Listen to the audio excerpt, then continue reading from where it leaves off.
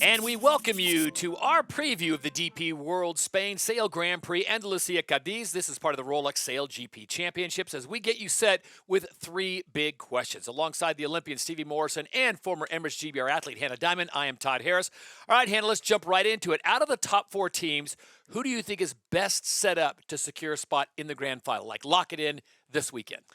Well, I think there was probably more of a question mark over this before the last event, but the Bonds Flying Rouge, their weakness has always been some of that light wind sailing, and they kind of showed that they've really taken some step forwards to improve there. And we've got quite a light forecast this weekend, so I think they'll be feeling pretty confident sitting at the top of the leaderboard and also having made those improvements that they're going to be pretty happy walking into the grand final.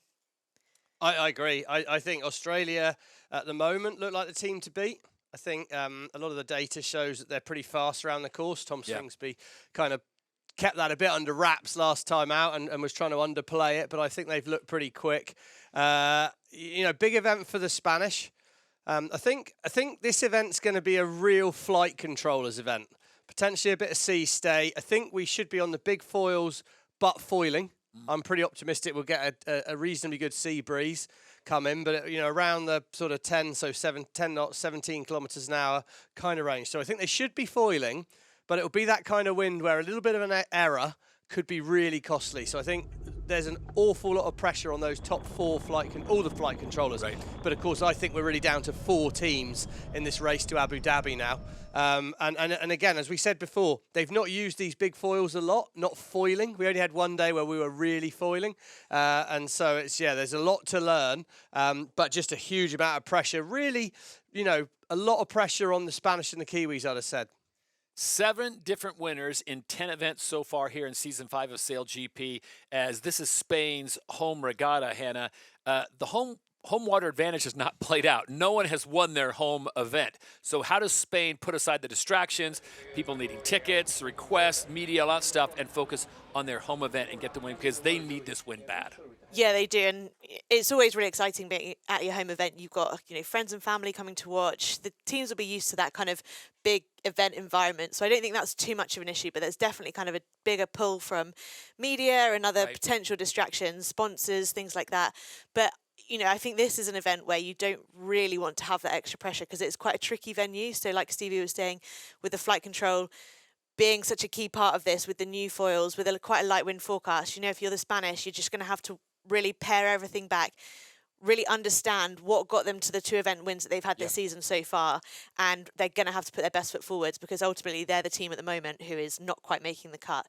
I don't think it'll be an easy position to be in because, like I say, it is quite a tricky venue.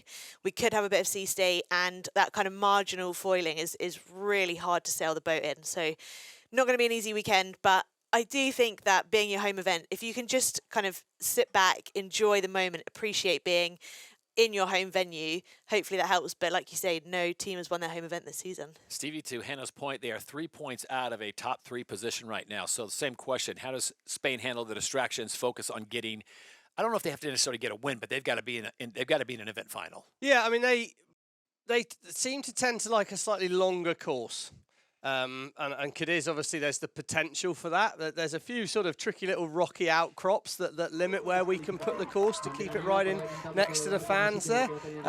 It's got that real natural amphitheatre set up, and I think that's quite exciting for the motivation. But I mean, personally, I think they've not started well enough the last few events, and that's why I think I feel like we might see an all-swinging, all-dancing French team because Delapierre's, I think the shackles are off. I don't think they could make that top 4 now. But he's been really good in the freestyle, aggressive pre-starting. I think Diego maybe needs to look at that a little bit. They haven't quite had the ability to come back through the fleet that Australia and New Zealand do. So I think he's got to go a little bit higher risk on his starts. All right, Hannah, question to you, and this is a third and final question. What team outside the top 4 do you see doing well this weekend in Spain to make life hard for the rest of them? Well, I think it's a really interesting question at this point of the season because it wasn't that long ago that we were saying, well, the top is kind of set and the teams that we're really disappointed with are sitting at the bottom of the leaderboard. But since then, the last 2 or 3 events, we've had teams who have really stepped up. So for me, it's got to be Germany and Switzerland. And I think it shows that there's still opportunities for teams to really take learnings. The data is so accessible to all the teams. So trying to understand what have they done to make the changes they needed to do to go from, being quite near the bottom to the Germans winning the last event.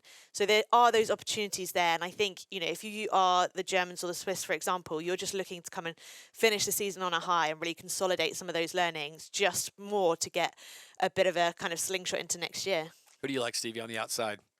I think the French. I think they're sailing well, and like I say, Contan's got that freedom. I think what's a really interesting point is Denmark, Canada. I think they're two teams that need a good one. And maybe we shouldn't get talking about it now, but there's plenty of rumours about transfer window. Who's going where and when? There's another team that this is a professional game. People need their job for next year, right? And there's some teams that haven't performed this year. So you think they're auditioning? Well, I think so. Yeah. I mean, if I'm a CEO or a manager of those teams, if you're Nathan Outridge, are you watching this one and saying, I think Nathan Outridge has already got a lot of deals done, Todd, knowing what they're like. But anyway, maybe if we can. You've heard some things. T-Dog, Yeah.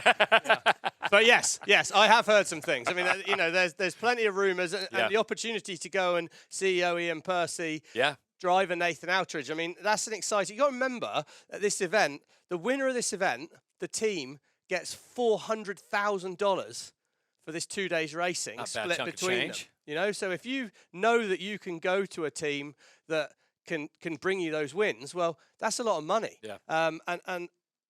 And likewise, if your team's not performing, you're not just going to sit around and not make changes.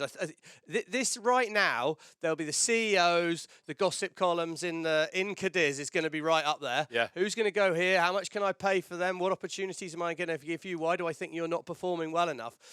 I think all the sailors in that whole setting up for next year are under a lot of pressure. But in answer to your question, because that was a very long-winded reply to you, Todd, I'm used to it. I think Delapierre will be fun to watch in the pre-start. And if he gets it right, the French will be hard to beat. All right, bonus content here on 3 big questions. And Stevie, I'm not going to let you weasel out of this part like you did of telling me who you've heard from and who's moving where. Predictions, who do you think wins this weekend? Or give me their top 3 in order. I am going to go France, Australia. Let's go with Los Gallos. Los Gallos, nice, bad. Yeah, I'm going to match a little bit. I'm going to say Los Gallos, Spanish. I think, they've had ups and downs, haven't they? But I think under pressure in the grand final last year, they put it all on the line and won there. So we know that they're resilient to that. I agree. I think the French will be really exciting to watch. They've essentially got nothing to lose at this point. And I'm going to have to match you with all of them. Sorry. In Australia as well. So there you go. 3 big questions answered as we get you ready for this weekend's racing at the DP World Spain Sail Grand Prix Andalusia Cádiz, part of the Rolex SailGP Championships. We hope you enjoyed the action. We will catch up with you after the racing, see if these guys got their predictions right. So for Stevie Morrison, Hannah Diamond, I'm Todd Harris. We will see you then.